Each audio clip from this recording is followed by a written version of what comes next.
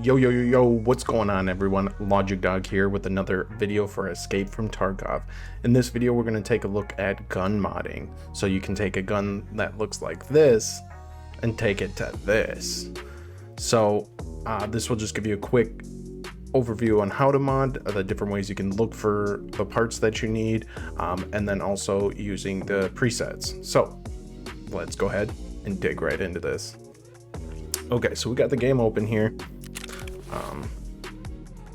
I just got this VPO. This is a first weapon you can get from Gear if you want.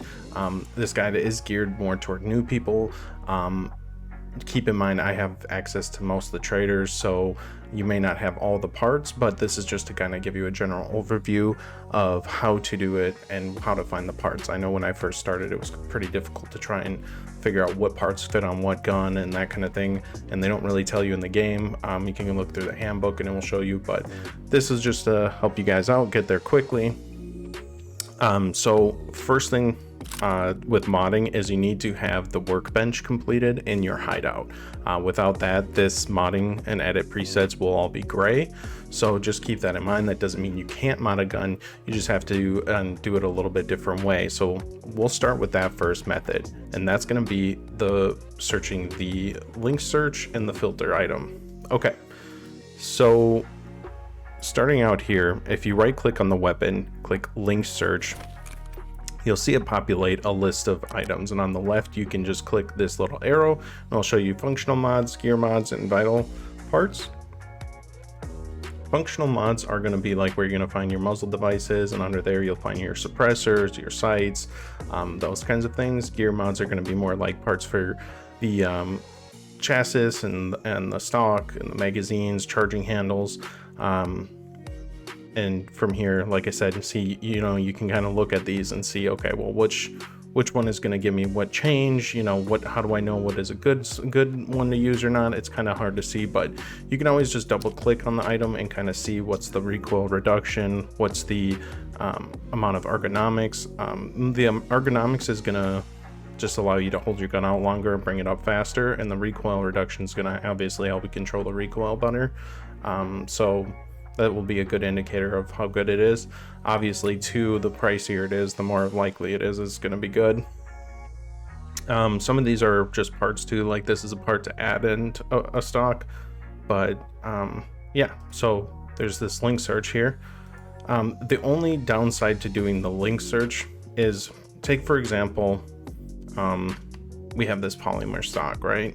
And if you look here, there's a recoil pad you can actually get to put on here. So if you right click and you do a link search off the AK, you'll see that you can't actually buy this recoil pad. It doesn't list it anywhere, and that's because it's actually searching for AK-74 specific parts, and like the recoil pad can go on pretty much any butt stock.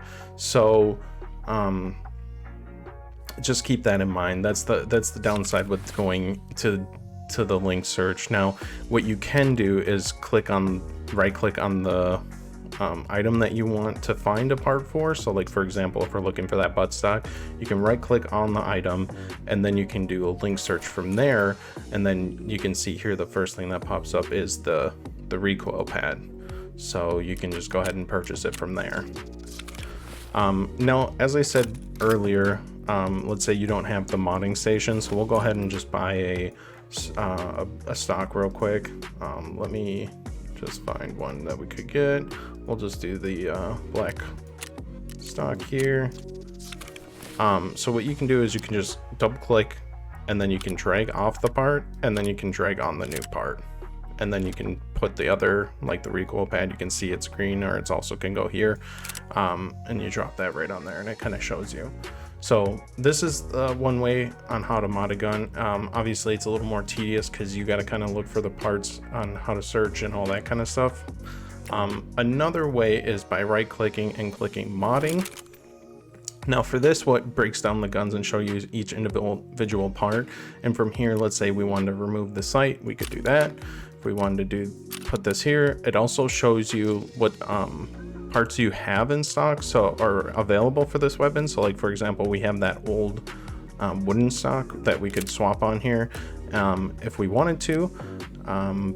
But so the good side about this is that it shows you what parts you have in stock and available for it. The downside is again, we don't really know what parts can fit on here, and we don't want to end up buying the wrong parts. So, you know, this is kind of more of like, if you want to assemble and see a more detailed layout, you can see this by clicking this info arrow here. And this will give you a better layout of like the changes that you're making with the parts. So you can kind of see like the red is what's going to get taken away if we add that part. And if we go to add one, you can see that we're going to get a little bit of ergonomics and also muzzle velocity, and then horizontal recoil is going to be better. So that is the modding screen. Now, the main screen I wanted to show you guys is the preset screen. So you right click again, go to edit presets. Okay. Now with this, this will actually show us all parts available to this weapon, which is really awesome because then you can actually just build the gun that you want. So let's say I wanted to go, okay, well, I want to put a sight on this gun. So we can look for whatever sight we have. I actually know that the Bastion here has the rail setup, so we can put that there. And then we can look for a sight. We have numerous options, including mounts to add other sights if you want a scope or a different maker, but we'll just put this EOTech on here. So we got this, and let's say I wanted to put a foregrip on here as well. So we could try this one, looking to see if there's any kind of foregrip attachment. Doesn't look like there is. Let's try and find a different one. This one here has this attachment, and then we could put a 6-inch M-lock on it, and then from there we could add a foregrip. So let's do that. Let's just add any foregrip. Yeah, perfect. Okay, and let's say, okay, well, I want it silenced as well. Could put on our silencer, and there we got it. So we got it all set up in our presets. Now we actually need to buy these parts, so they make it really handy. You can just go to assemble, and then here it says, hey, just so you know, these are the parts you're gonna have to buy. We can say, okay, buy parts. Also check this include parts you have, so you don't buy it if you already have it. So then buy parts. Yep, don't care about the changes. So this is saying, okay, these are all the parts. This is how much it's going to cost.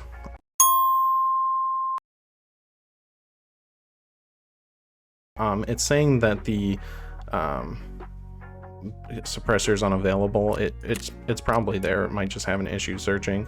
So we just hit purchase all. It's going to say, are you sure you want to spend this much? Yes. Okay, perfect. And then we can hit escape or hit back, and then hit assemble. It'll say, okay, we don't have this part. That's fine. We'll just hit ignore because we know that it's a glitch. And there it says the weapon's been built. So if we go back now, here it is. Now, to get that suppressor, there's a couple ways we can do it. We can right click, link search, go down to functional mods, muzzles and devices, suppressors, and then here it is. Like I said, I don't know why. It's more than likely only going to show parts that you can buy from vendors and not necessarily parts that you can buy from players. So just keep that in mind. If you don't have access to them on the vendor, at least you can still get a list of the parts that are compatible, and then from there search the marketplace or the flea market. So we'll go ahead and buy this. We'll go into our modding screen, so that way we can just attach it real quick, or we can attach it this way since it doesn't have it. But yeah, there you have it. So we have a fully modded AK, nice and easy, took no time at all. And the nice thing with the presets as well is you can always save it, name it, and then that way you can just go back into your saved and hit enter, buy the parts, and be off on your way getting more loot.